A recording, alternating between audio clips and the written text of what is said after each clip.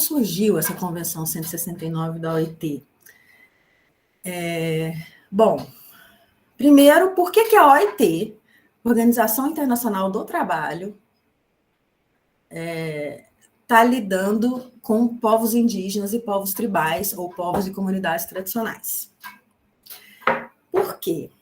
No início do século passado, né, 1900 e pouco, na verdade, a OIT ela é anterior, é uma agência que ela é anterior à ONU. A ONU, a Organização das Nações Unidas, ela foi criada em 1945, né, depois de 1945. E a OIT, ela é anterior. Ela é de 1919, se não me engano. E nessa época, como ela está voltada para o trabalho, a ideia era colocar todo mundo, integrar todo mundo ao mercado de trabalho. E os povos indígenas, principalmente, sofriam ainda com escravização, né, com trabalho forçado. E a OIT se voltou para os temas indígenas a partir dessa situação de trabalho forçado que era verificada no início do século passado. Então, a ideia era proteger os direitos dessas pessoas, né, desses grupos, mas a ideia era de integrar essas pessoas no mercado de trabalho. E a primeira convenção específica para tratar de proteção e integração das populações indígenas, tribais, semitribais, esse nome é interessante, foi a Convenção 107 da OIT, Organização Internacional do Trabalho, e a Convenção 107 ela é de 1957. Essa Convenção 107, ela pressupunha que povos indígenas e povos tribais, eles eram... Essa identidade coletiva, ela ia acabar desaparecendo, porque esses grupos acabariam se integrando à sociedade nacional e iam perder as suas características culturais. Esse era o pressuposto. É como se dividisse o mundo em mundo civilizado e mundo não civilizado, e que os não civilizados um dia seriam civilizados. Uma visão absolutamente assimilacionista, integracionista, e que refletia também uma visão da antropologia, né, do século passado.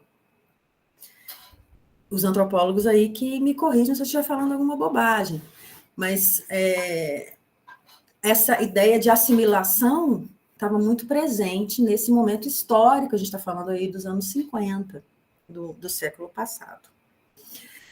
Houve uma necessidade, portanto, de revisão dessa Convenção 107, porque não era a realidade dos povos indígenas e chamados povos tribais, né? Tanto que a Convenção 107 fala em semitribais, eles deixariam de ser tribais em algum momento, né? E os movimentos indígenas, principalmente, se começaram a questionar esse texto, essa norma internacional, dizendo não, nós não somos provisórios, nós somos permanentes, nossa identidade está aí, nosso modo de vida, a gente luta para manter, a gente não quer deixar. É claro que isso é uma questão, né, de cada grupo, mas a gente não pode ser forçado a deixar a nossa cultura, a nossa identidade, nosso modo de vida para integrar a sociedade nacional, né? Então, houve uma demanda pela revisão dessa convenção. E dessa revisão é que surgiu a Convenção 169, que foi finalmente concluída em 1989. Nessa revisão, ficou muito claro que a demanda dos povos indígenas e considerados tribais era de participar das decisões, das medidas que eles eram afetados. porque era como se povos indígenas tribais fossem objetos, né? Que não tivessem voz própria, que não tivessem autonomia, né? O poder de decisão, e que tivessem que aceitar tudo que o Estado impõe, né? Então, um ponto-chave da revisão da Convenção 107, que resultou na produção da Convenção 169, é a demanda por participação, que povos afetados por medidas implementadas pelos estados, pelos governos, fossem ouvidos, sua opinião fosse considerada, que eles pudessem participar e em prol da manutenção do seu modo de vida ou da maneira como eles acham que eles teriam que viver, mas conforme a sua autonomia. E quem são, então, os sujeitos de direito da Convenção 169 da OIT? Ela fala em povos indígenas e povos tribais. Quem são, né?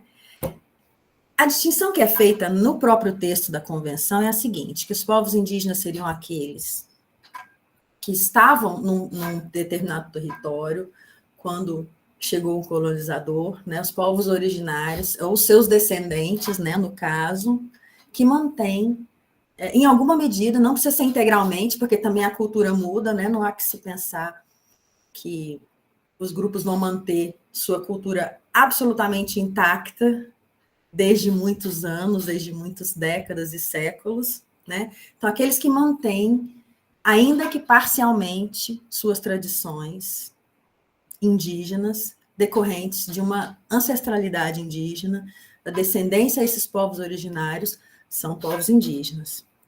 Com relação aos povos tribais, o critério não era tanto o estar no território, né?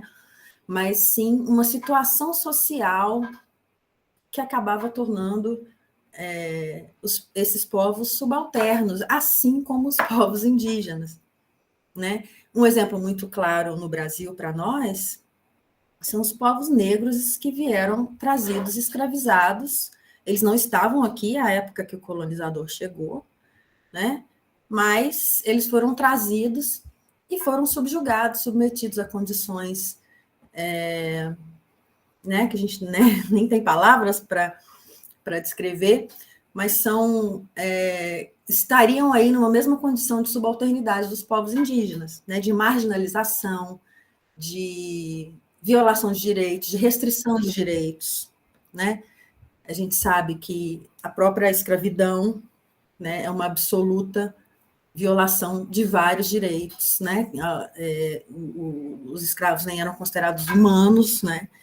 Então, considerando esse histórico de marginalização, de subalternização, que foram pensados os direitos específicos para esses povos indígenas ou tribais.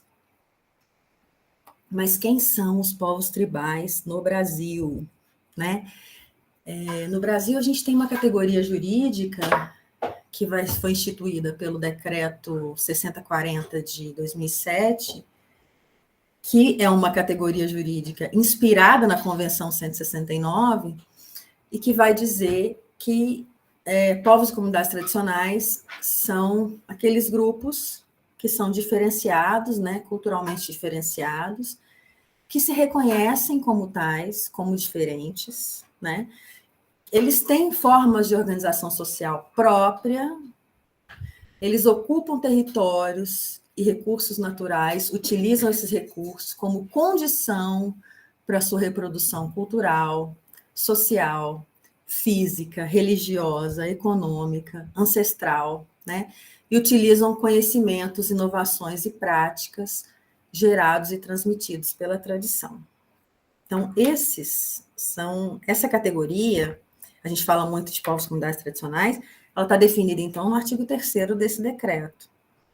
E por que eu digo que ela é inspirada na Convenção 169? Porque a Convenção 169, eu não disse antes, mas é fundamental dizer, que ela reconhece o direito de esses grupos atribuírem a si mesmo a identidade coletiva que lhes cabe. De falar, eu sou quilombola, eu sou indígena, eu não preciso que nenhum outro, não preciso de uma autorização de ninguém, não preciso provar com exame genético, né? A autoatribuição da identidade é um fator bastante crucial como um direito da identidade definido, estabelecido pela Convenção 169. Então, eu tenho direito de atribuir a minha própria identidade, não é o Estado que faz isso, né? Até depois disso, aquela carteirinha, né, de RANI, né, que era emitida pela FUNAI, perdeu sentido, né? Então, nós temos essa situação de autoatribuição da identidade. O que eu quero dizer aqui sobre a Convenção 69 também é que, além do direito da consulta, desse direito de participação, ela atribui também direitos territoriais, esses direitos vinculados a uma identidade coletiva peculiar, né?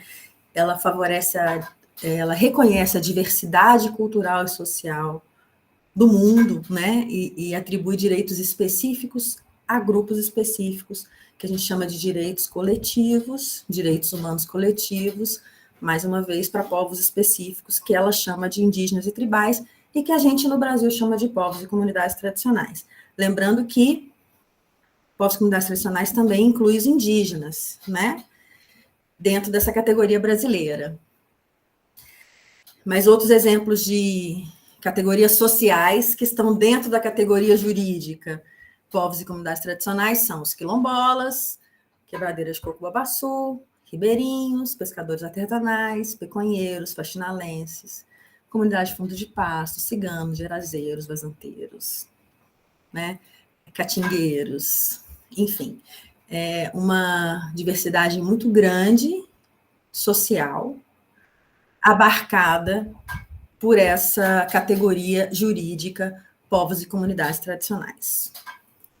Vamos lá. Então, eu disse, né, retomando, que a Convenção 69 institui direitos humanos coletivos. Direito à autoatribuição da identidade, direitos sobre o território tradicional e direitos de participação.